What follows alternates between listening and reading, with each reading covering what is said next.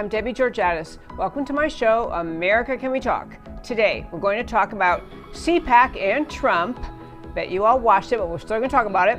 Labyrinth of lies, and the Equality Act breeds inequality. And of course, I'll tell you why these stories matter to you. Stay tuned.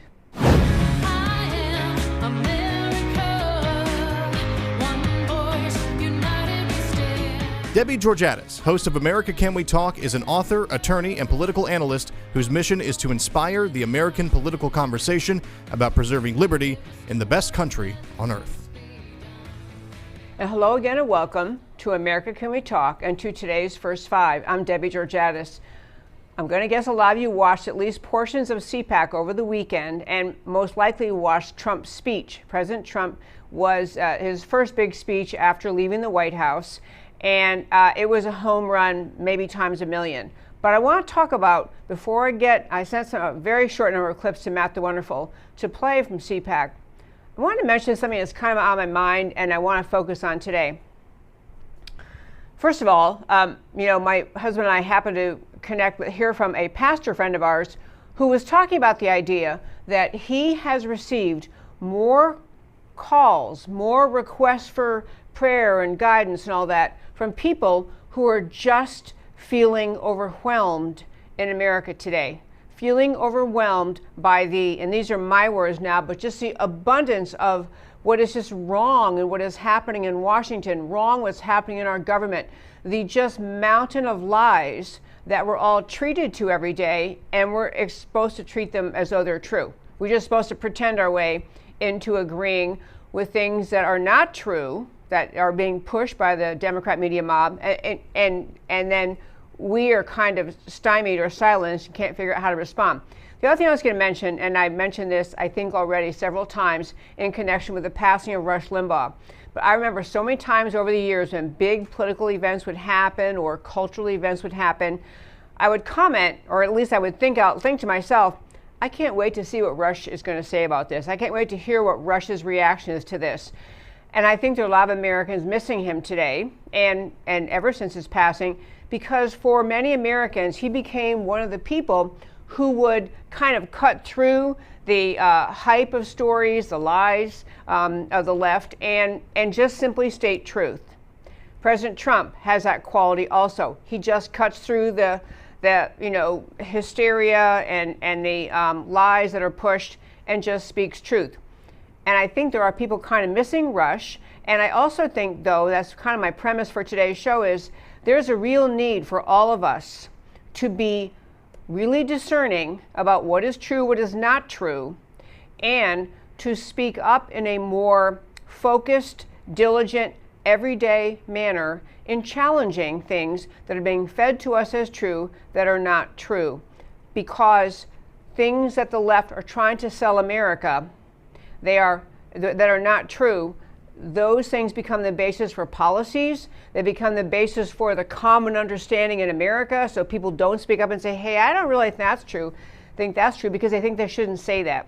There's a need for us to be truth warriors, to be tuned in, reading, understanding truth, and then speaking up for it, and calling out things that aren't true and calling out policies that spring from those lies of the left. So that's kind of my overarching thing today. One last thing before I introduce President Trump. Actually, no, I will. I'll ask Matt the Wonderful to play the first clip. This is clip one. This is President Trump at CPAC. As you can see, the early weeks of the Biden administration have nothing less than, they've been a catastrophe for American workers and for American families.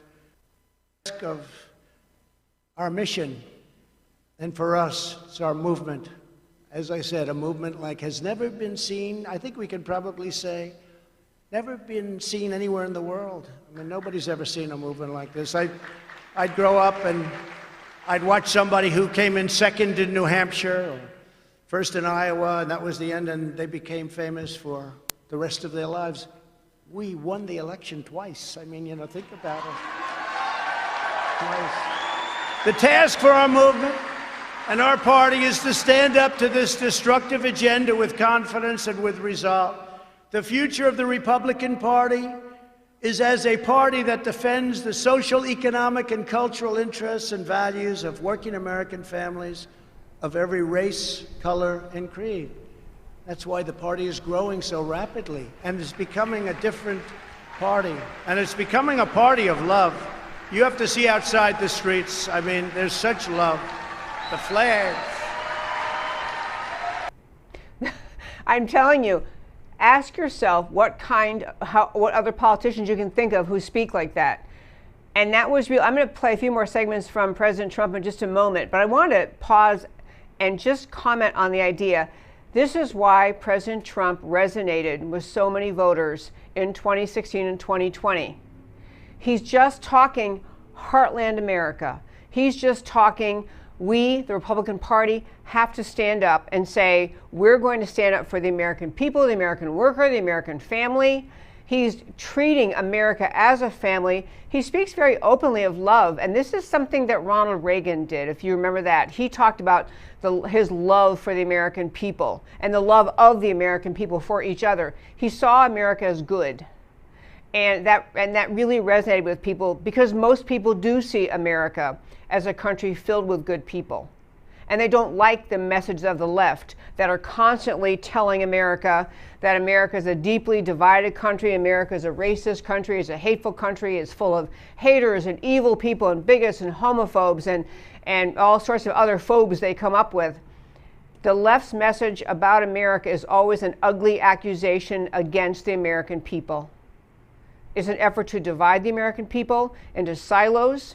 It's an effort to pit Americans against each other. The entire message of the American left is about division and sowing suspicion in the hearts and minds of the American people about their fellow citizens. This is why, especially at this time, Trump resonated so well with the American people, because they don't want to be told those lies. That's lie number one about the American left coming out of our show today.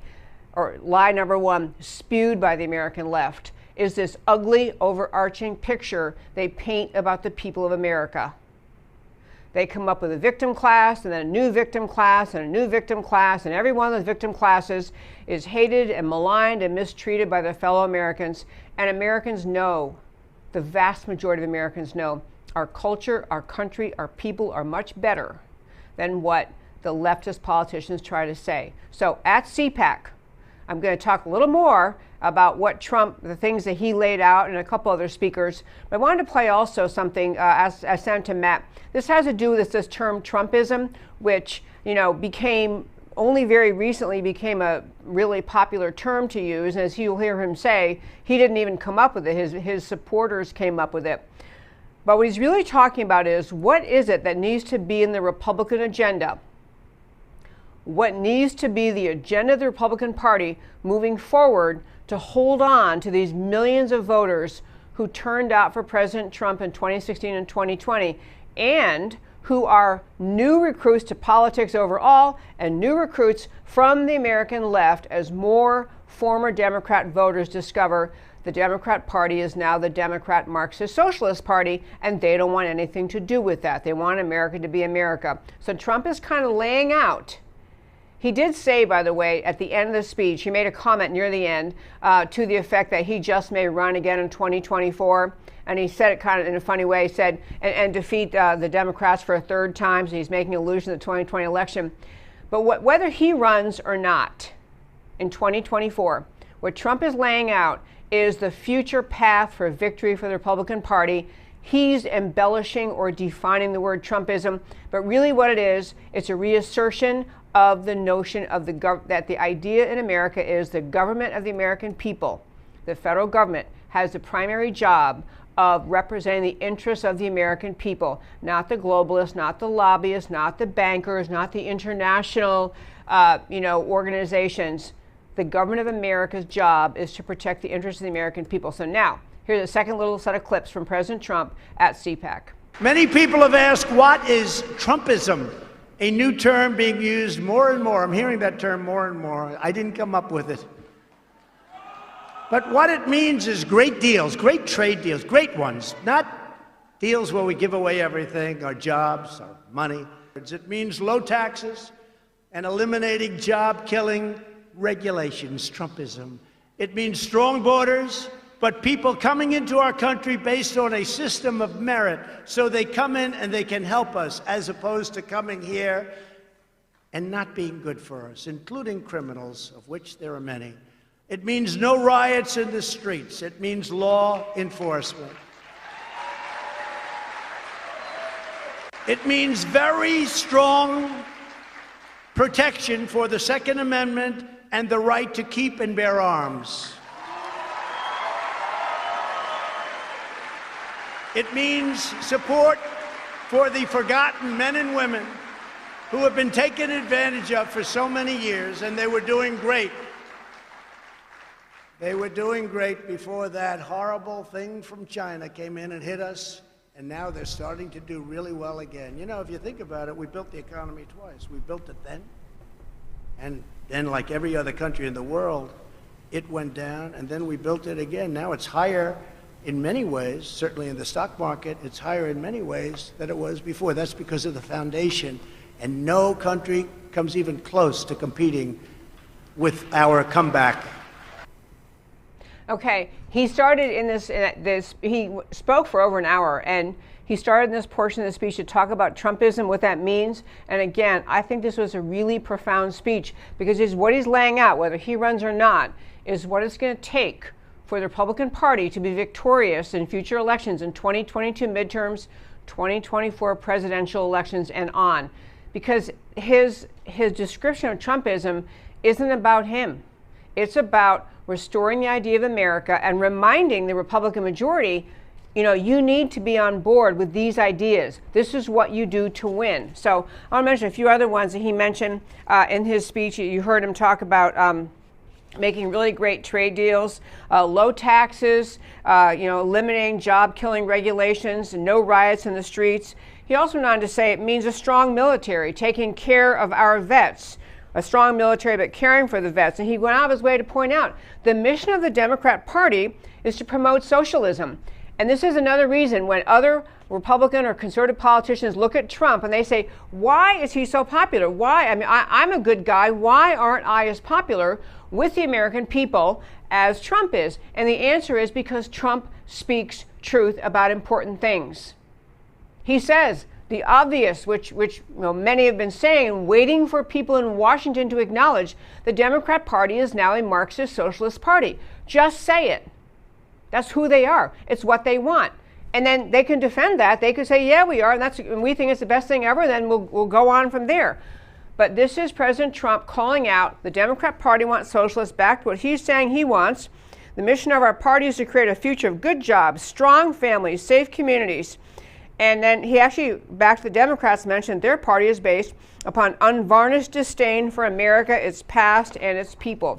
He went on to say, taking pride in our country, returning the teaching of truth about our history. We must teach the truth about our history, celebrate our heritage and national traditions, honoring people like George Washington and Abraham Lincoln. We have to have patriotic education, strongly oppose the radical indoctrination of America's youth, defend innocent life, uphold the Judeo-Christian values of our founding and our founders, stand up to the political correctness crowd, reject left-wing lunacy, which is what a lot we're going to talk about today. I said we're going to talk about lies the left promulgates. It's left-wing lunacy. In particular, reject the cancel culture, fight back. We know the rule of law is the ultimate safeguard. Affirming the Constitution means what it says. Stand up to China, shut down outsourcing, bringing back our factories. He goes on, and they really are not. Again, this is not about Trump. I'm the first to say, he has a big ego. I get this. But what he's talking about is not Trump. He's talking about America and how we preserve America. He had another whole segment of this speech in which he talked about what has to be done in order to regain election integrity. To have election integrity in any election going forward, we must have fair elections ever again in America. We have to have election integrity, which includes a series of items he went through. And this is a very substantive speech. This wasn't a rah-rah, yay me. This is about America and its future. His whole speech, if you go to our website, americacanwetalk.org, americacanwetalk.org, on the homepage under shows, drop down list of links. I linked to both the video, you can watch his whole speech, and to this transcript of his whole speech. It's a really good thing to read. But I want to, two more last quick things in the first 5 about CPAC. There were other speakers there, obviously many, many great speakers. I mean, we could talk about it all week, but we're not going to. 2 speakers I want to mention. One was Mike Pompeo, who is often on people's short list as a possible presidential contender in 2024.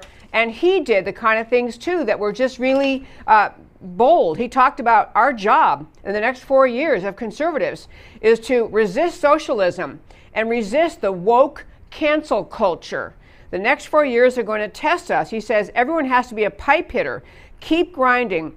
Be a pipe hitter at church, at your PTA meeting. Don't let them bring crazy into your classrooms, into your VFW. A pipe hitter just means someone who's willing during a meeting with them going on and on to make noise. You know, to bang on the pipe, say, wait, what are you talking about here? Be a pipe hitter, be an outspoken person. And Kristi Noem, the governor of South Dakota, also a contender in many people's minds for president in 2024. Basically, she had her very short and catchy thing she said, which was, COVID didn't crush America's economy, the government did. Great point for her to make as she kept the economy of South Dakota strong. Lastly, in closing out, talking about the CPAC conference and in today's first 5, President Trump has begun a PAC, created a PAC called the Save America PAC. And I will tell you, as I close out this first 5, I did not support President Trump in the primary in 2016. I've been politically active a long time. I am very tuned in to preserving America, preserving the Constitution, the founding ideas, the structure of liberty, the freedoms in the Constitution, the freedoms in the Bill of Rights.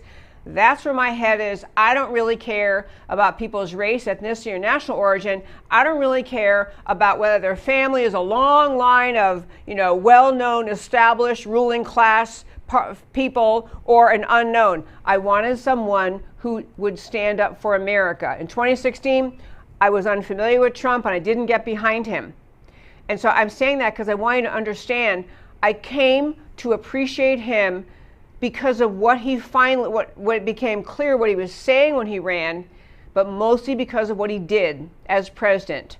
For 4 years in this country, the policies, the laws, the speeches, the entire agenda was about restoring America. And this is why he is so popular with the American voter today, because the voters saw this in him. They saw someone who was actually standing up for the idea of America, the people of America, the freedom of America, and those people got behind him in droves.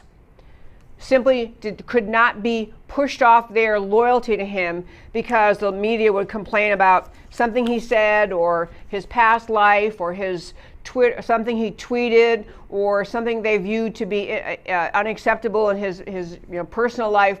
They didn't care. It's not that they didn't have opinions, but at the core, the reason he won and the reason he's still so popular and the reason if he wants to be the nominee in 2024, he has a very big shot at winning the nomination, is because he continues to burrow in on the number one job of the American government, which is to preserve America. That's what he stands for. This is why he is so popular. And that, my friends, is today's first 5. I called this segment the Labyrinth of Lies, and this is what I mentioned earlier about there is just a unspeakably important need, impossible to overstate need, for the American political conversation to go beyond just sounding like we're talking about, this issue versus that issue, and this argument, that argument, to the larger point of being able to point out the lies of the left, because those lies springboard into policies that will hurt America. And this is what we're watching. In fact, one other quote that I didn't grab it, I guess, or maybe it was in the very beginning what Trump said at CPAC, but he said basically the Biden administration has been a disaster. And it has. It's been a complete, unmitigated, ridiculous disaster, and we're only a few months in. So the first lie of the left I want to point out is it's kind of a combined lie about Biden. And that lie is that the media, the Democrat media mob, keeps wanting to tell us is Biden won. He got 81 million votes, more than any candidate in American history, and that he is mentally fit for the job. These are lies. And on the mentally fit part, I did not grab the clip. I consciously decided not to. But if you Google and look up Joe Biden, President Biden's speech in Houston, he came to Texas to examine the damage from our horrific storms last week. The storms that just kind of, they really froze Texas. It was 2 weeks ago now, but froze Texas up. We had the windmills freeze. We had the solar panels froze up. And so we had a huge energy problem in Texas, which is absurd. But he came to view the damage and he made a speech. And I could pick 25 examples like this. I actually feel kind of cruel doing it. But the speech he gave in Houston, he's running through, some list of things and obviously clearly lost, can't figure out what he's talking about. And then in the middle of it, he goes, well, I don't really know what I'm talking about. I mean, I'm not mocking it because I think these are horrible things. I mean, I have watched very senior relatives in my family go through Alzheimer's. I understand. It's brutal. It's horrible.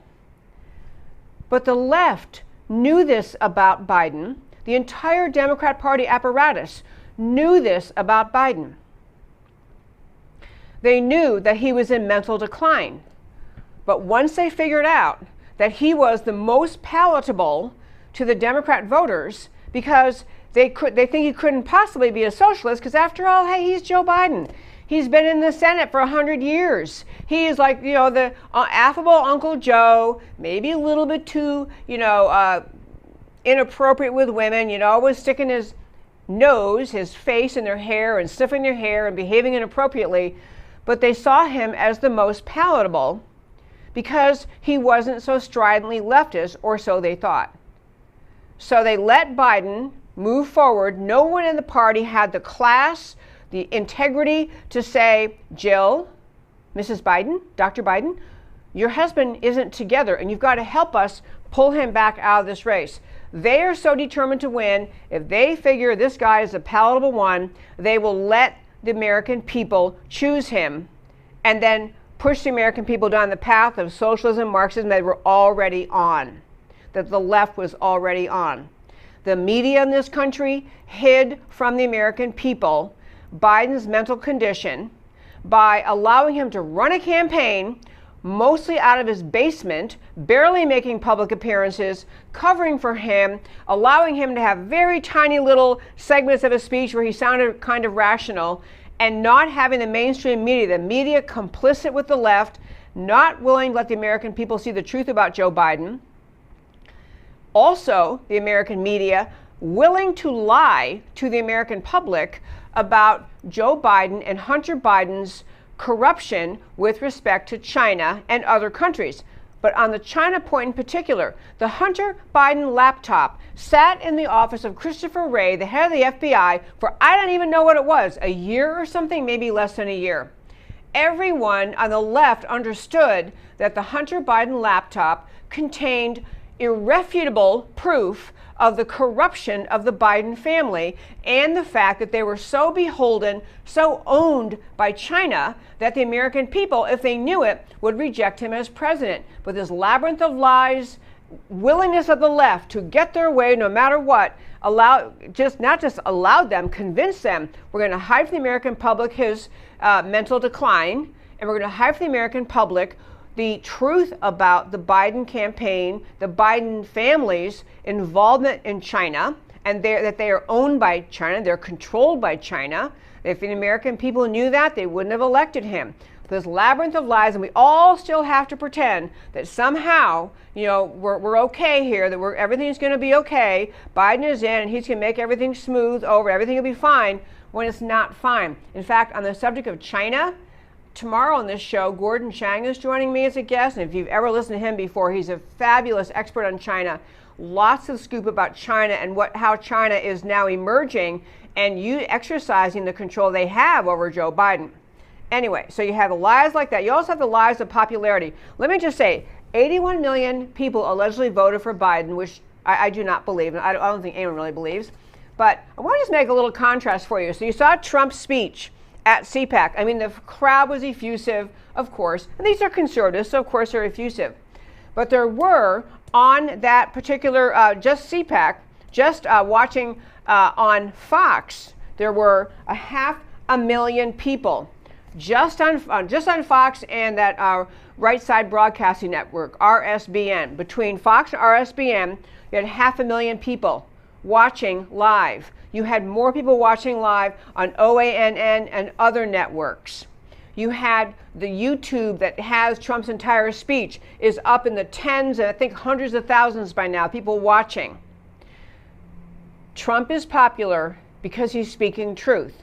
And contrast that with, and actually there are very credible numbers being floated by someone, a very politically involved friend of mine, that somewhere in the range of 31 million people ultimately eventually watched what Trump had to say at CPAC. Contrast that with Biden. Biden gave a speech, a big speech at the White House, celebrating whatever it was, a 500,000 mark of COVID vaccines given to people, something like that. It was a speech about COVID. Literally, a live speech at the White House with the media. He's all there, ready giving a big speech. You know how many people watched live? Contrasted with well over 500,000 and probably more like 25 or 30 million for Trump, 669 people out of the entire country. 669 people watched Biden live. And later, this thing is, the video is still up at the White House website. They still don't even have 14,000 people. So the second lie of the left coming from today is this whole propping up of the idea that Biden won and that Biden has the mental capacity to be president. But I want to go on and talk about a couple of other areas in which American people are just told to accept lies. And if you question those lies, or you kind of eye roll, or if you really advocate and say, hey, I'm not too sure about this, then you are quickly silenced and maligned. One topic I want to hit on this has to do with the subject of race relations in America. The left gains power in our country by spreading the perception among the American people that America is a deeply racist country, that we have a massive problem with white supremacy. We can barely, the white supremacists are hiding under every rock. This has been a field day the left has had in this election cycle to continue arguing about race and claiming that America is just a horrible victim of racism, that American people are horrible victims of racism, that there are just, there's a massive problem with racism in this country, white supremacists everywhere, white privilege abounds, they're trying to paint America as the worst country ever when, and this is one of those lies, one of those things that the American people hear, and they're beside themselves, because most American people say, sure, yeah, there are some racists of all skin colors, and on both sides of the other, there are some, but not very many, and the American people are a good and noble people, and the vast majority of Americans strive every day to treat their neighbor as themselves, to love their neighbor as themselves. This is the real America. But the left must continue to push the lie of just hysterical racism on the part of the American people because they derive political power from doing so. And they plan political agendas based on spreading that lie to the American people. So one thing was truly astonishing about CPAC. I sent Matt the Wonderful 2 different pictures. This is an image of from the camera up on high looking down on the stage at CPAC. Now leave it up there for a second. So this is the blank stage at CPAC. Obviously, it's the Conservative Political Action Committee of CPAC. This year's thing is in Florida. They moved it there because they didn't have as many COVID restrictions. And obviously, they're trying to just use the red, white, and blue. You can see what they're trying to do, make it a very patriotic looking thing. Well, there was a leftist who saw that image on television or somewhere and tried to, and put out the argument on TMZ or one of those not exactly newsworthy websites, but put out the idea that this image you're seeing is actually a Nazi symbol used by a World War II SS platoon, the World War II German platoon. And so they looked at, I'm going to keep that image there, Matt, but I'm going to just tell you what these people are saying. I mean, this idea that this is designed a secret message. You know, the left is always claiming dog whistles. This is a goofball leftist trying to say that that image, which everyone can just see, is an effort to include red, white, and blue and make it flashy and make it interesting to look at, so it's not just a blank and boring stage. That's the stage at CPAC. And yet, there was and this, by the way, CPAC was at Hyatt, a Hyatt, and the Hyatt people responded first to this idiotic claim that this is a Nazi symbol, and they said, you know, they find the symbol as abhorrent, but they went on to say, you know, this is, I mean, they didn't say it's garbage. They basically said that we contracted with ACU, the American Conservative Leadership, and they said they told us any resemblance to a symbol of hate is unintentional. But I want to make clear, this is how you fight back. When I'm telling you, you got to fight back against these lies. This is how Matt Schlapp, great guy, who's the head of CPAC, responded. Stage design conspiracies are outrageous and slanderous. You know, he's just shutting down the idea that stage design is in any way a nod to Nazi history, saying stage design conspiracies are outrageous, slanderous. We have a long-standing commitment to the Jewish community. Cancel culture extremists must address anti-Semitism within their own ranks. CPAC proudly stands with our Jewish allies, including those speaking from the stage. So CPAC has Jewish speakers even come. And I want to ask Matt then the second symbol that I sent you from CPAC, and this is just this really odd. Okay, if I were speaking in person and I had this on a screen, I'd say raise your hand if you've ever even seen this before. So this is the image of some symbol that was used briefly by Nazi SS soldiers belonging to the 7th Volunteer Mountain Division stationed in occupied Yugoslavia, and this symbol was on their uniform. So Nazis used to have this symbol before they got to the symbol that was more commonly known. And they even have photos of old Nazi soldiers with this on their uniforms. So this accusation that CPAC was imitating, let's go back to the first image. Look at this image. Now go back to the first image. They're trying to say this image you're looking at here somehow replicates that other black and white image, the Odal rune, which came from some obscure freaking Nazi group in Yugoslavia. Okay, we can go back and I'll get back on camera now. I just want to point out to you the great depths and length the haters on the American left will go to concoct garbage, malarkey, baloney, to try to spread the idea that conservative ideas or conservative organizations or conservative speakers are somehow deeply racist and actually a kind of Nazis. You know, these are anti-Semitic, because Nazism obviously is associated with anti-Semitism. Never mind that CPAC has Jewish speakers, Jewish supporters. I mean, it's so absurd. But actually, I want you to actually think about this idea. Some guy, some, left-wing nut job had the job of covering CPAC, writing something interesting, and instead of writing about, X person proposed this policy, and this is a bad policy, and this is why, or so-and-so said this, and I disagree with him, I think that's not accurate. This is what he chose to write.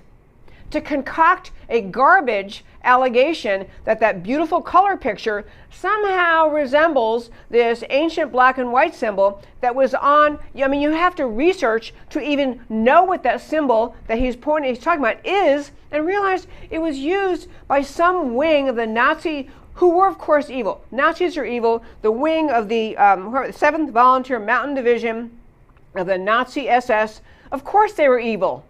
And whatever symbol they had in their uniform, no one's ever even seen it. But this is how these people work. Because I can tell you this story, and I can show you this, and you can go, oh my gosh, that's so ridiculous.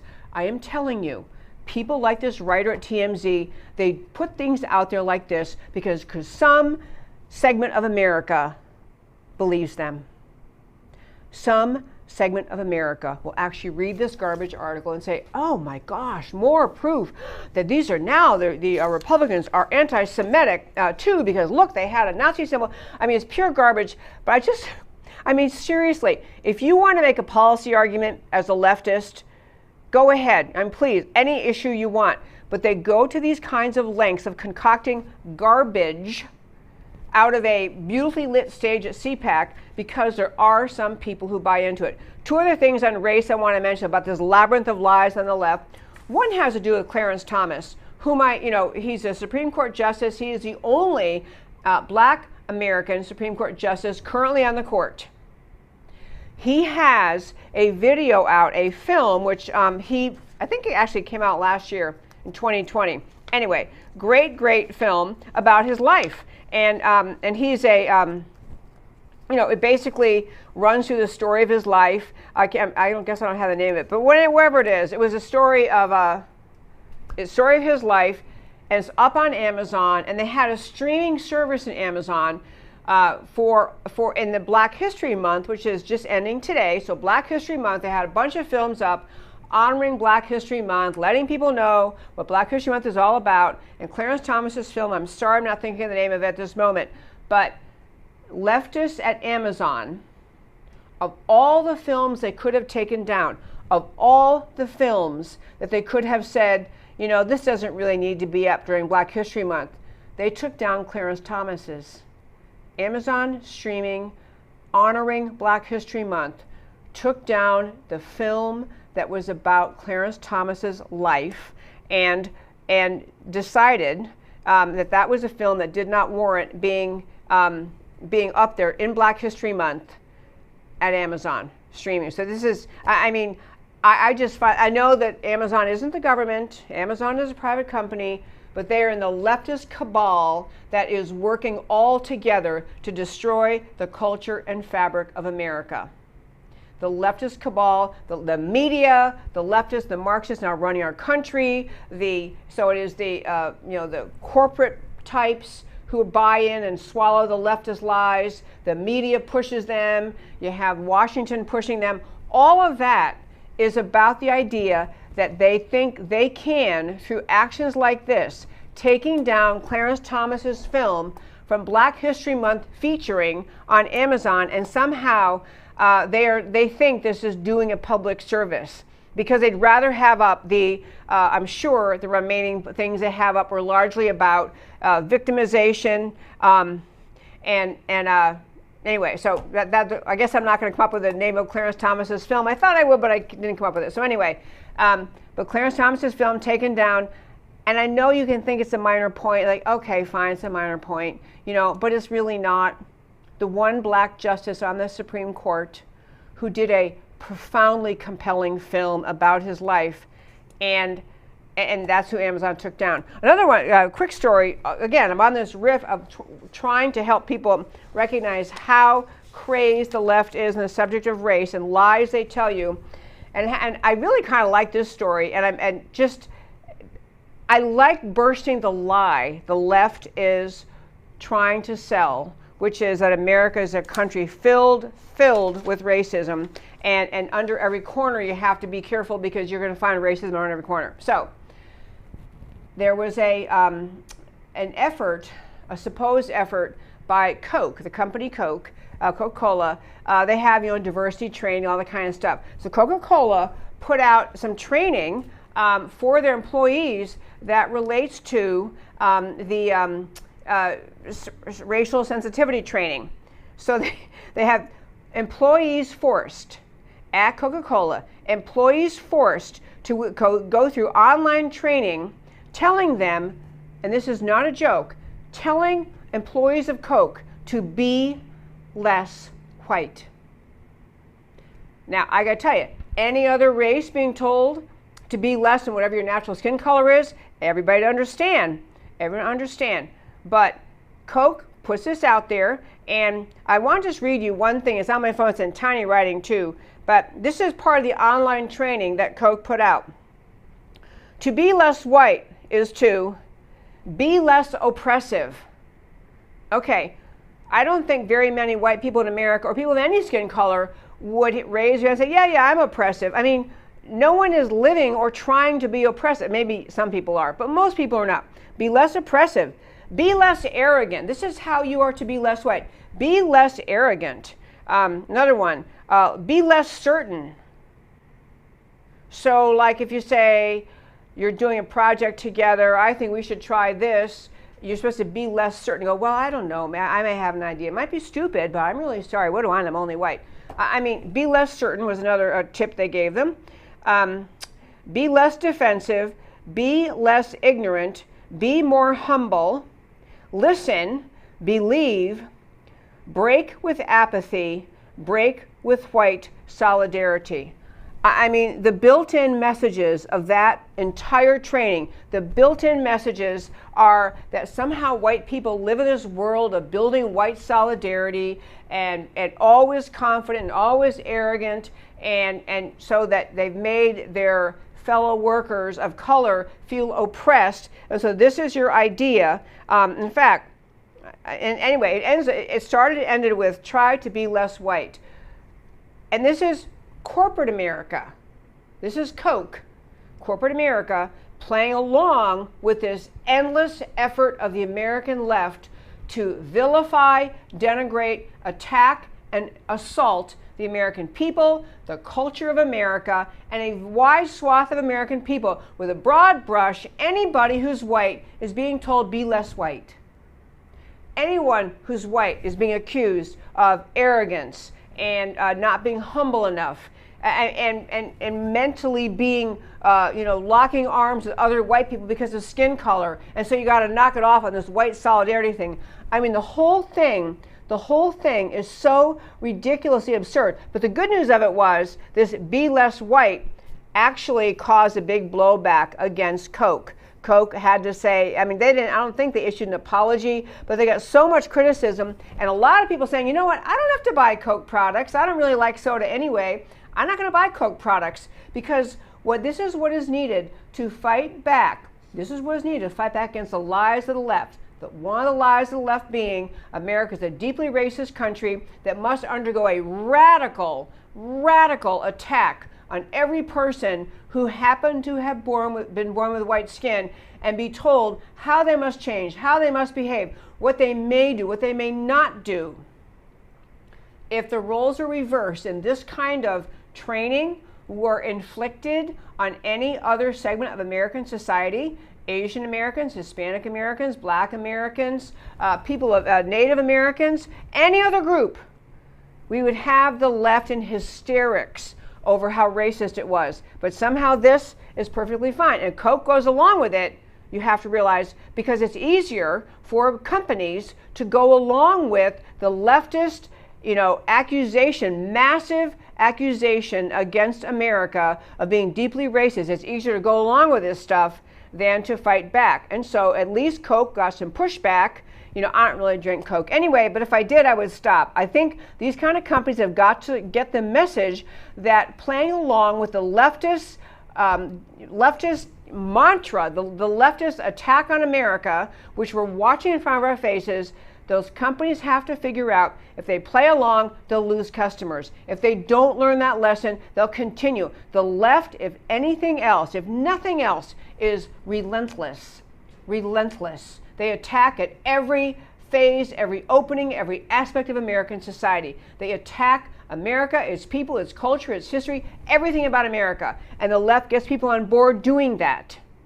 They get Coke on board to do this. The only way the people who run Coke are going to figure this out is if they lose money, if they lose business.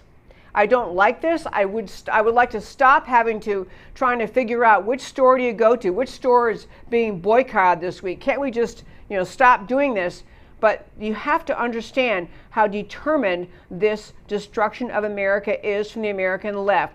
The mission of the left tries to say they are exposing racism, and aren't we virtue signaling? Aren't we glorious? Aren't we better than everybody else because we're calling out racism? They are creating a racially divided society. They are falsely accusing, grotesquely exaggerating the situation in America with respect to race, all for the point of gaining political power. So Coke kind of got called out. There's other people, I guess it was the thing trending on Twitter, Coke woke and broke. But there's just a real need to recognize how far the left will go to just simply just simply destroy if they can. So I want to do one other thing on the race thing. There was a really cool story out of Smith College, which is a left wing, as most colleges are, a left wing university. But Smith College has a whistleblower, a woman whistleblower. She actually graduated from there in 1993, so she's out of school for a while. She's divorced. She's a single mom, or I don't know if she's divorced. She's a single mom. She has 2 kids. She works there. And she has raised a stink at Smith College about the overwhelmingly oppressive wokeness that pervades Smith College's campus. So I want to ask Matthew to play this clip by this lady. I ask that Smith College stop reducing my personhood to a racial category. Stop telling me what I must think and feel about myself, because I feel like you do that a lot.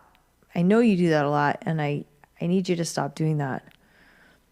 Stop presuming to know who I am or what my culture is based upon my skin color, because you don't know that.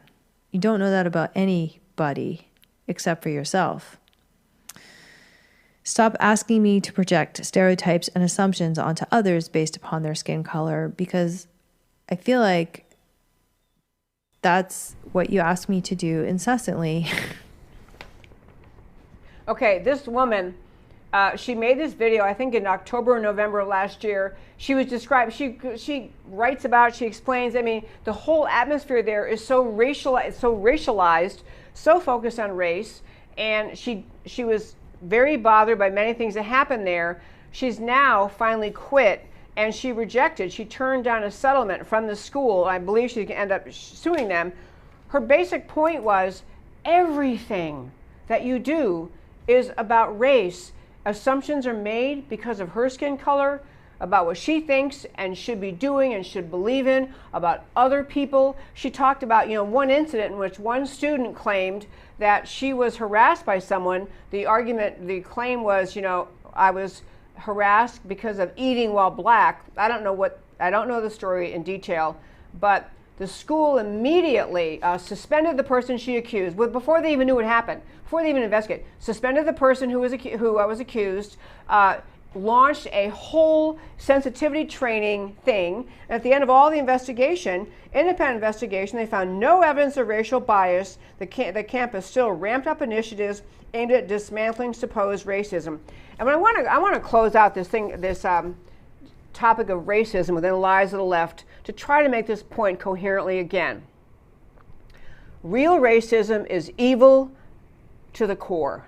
Real racism is so evil and so wrong.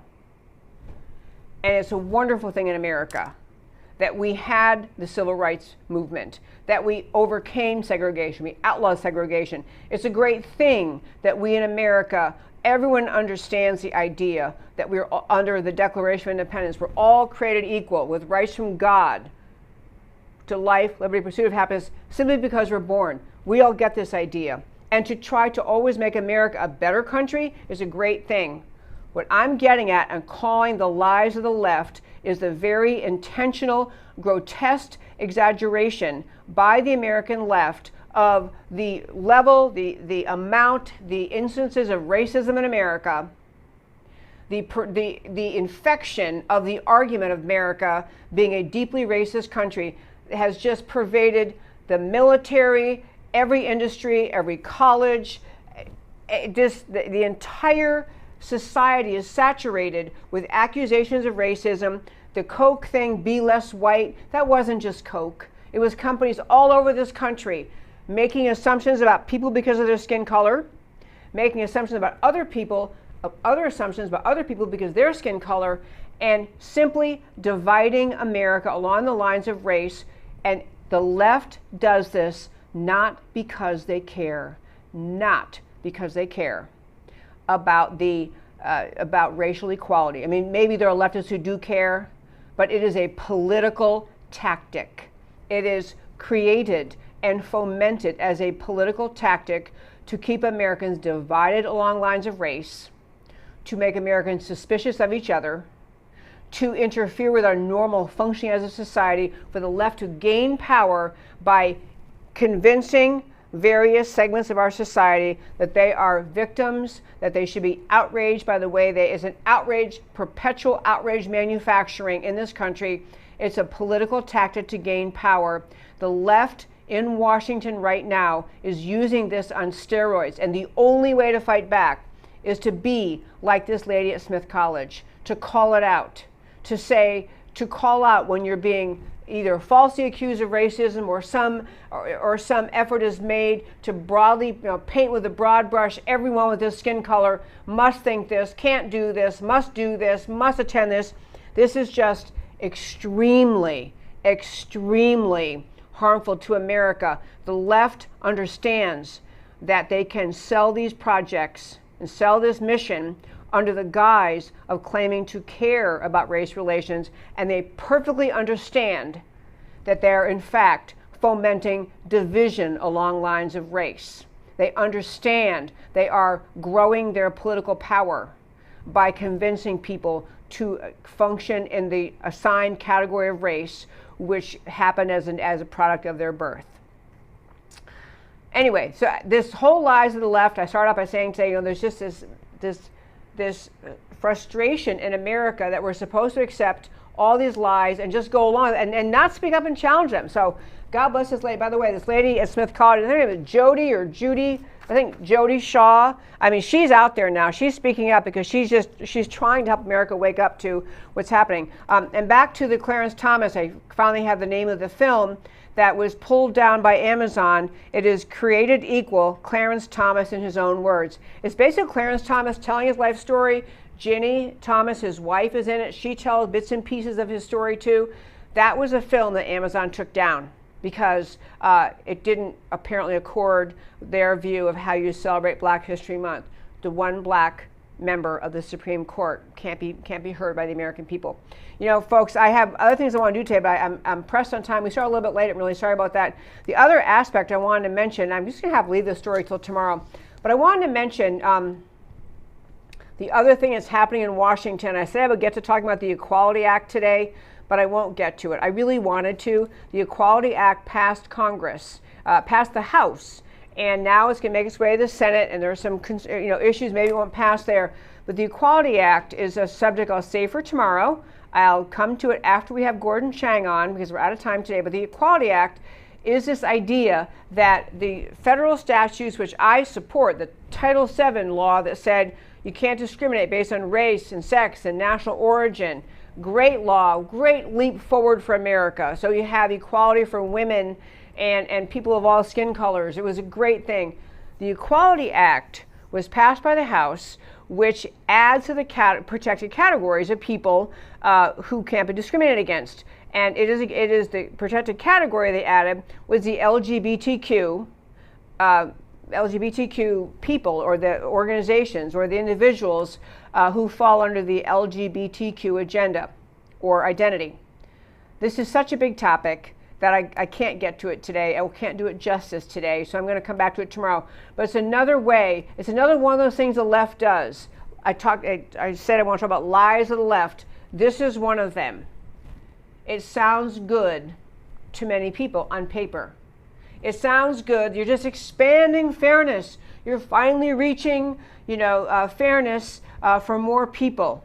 But it will have a dire and ugly and for many people, something they did not foresee, consequence on American society. There's still a chance the Senate won't pass it. I'm going to talk about it tomorrow because it has a whole other, as Trump said in his speech, we started out in the beginning with his little quote from CPAC. Trump said, you know what, we have in this, whatever it's been since Biden became president, we're just 6 weeks or something like that, the most destructive, bad direction, wrong direction on every issue. A whole other bad direction is this LGBTQ agenda and the Equality Act. I have to say that story for tomorrow because I'm out of time today. So at the close of every show, I tell you why the stories we talked about today matter to you. So we started the show out today talking about CPAC and Trump, why it matters. South Dakota Governor Kristi Noem, COVID didn't kill our economies, the government did. Great line. Trump talked about Trumpism, millions were watching, great trade deals, low taxes, cutting job, killing regulations, strong borders. merit-based immigration, no riots in the streets, no defunding police, protecting Second Amendment, strong military, safe communities, respect the flag, teaching truth about U.S. history, a great nation for all Americans. The GOP ruling class seems unable to see Trumpism apart from their hatred of Trump. Yet Trumpism, as outlined above, is the agenda of a solid and growing majority of Americans, certainly the majority of Americans who would ever vote Republican. Where will the donor class go? The GOP or the Trump PAC? The funding will follow Trumpism. Trump PAC is the GOP takeover. By the way, Trump did say no third party, so he's saying stick with the party. And then we also talk about labyrinth of lies today and why it matters. America is beset by lies everywhere. Biden, race obsession, and transgenderism. Here are some of the lies of the left. Biden is mentally fit. Biden's not compromised by China. Biden received 81 million votes. Biden won the election. The CPAC stage drew upon a Nazi design.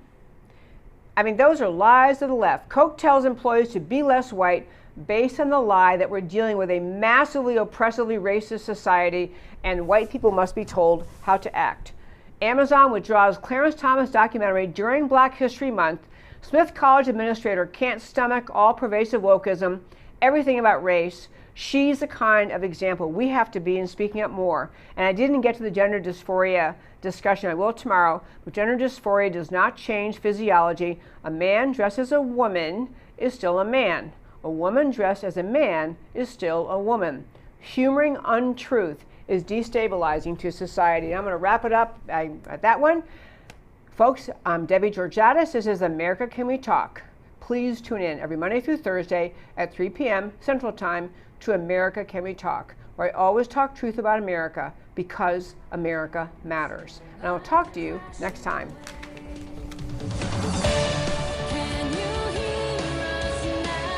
America Can We Talk? Truth about America.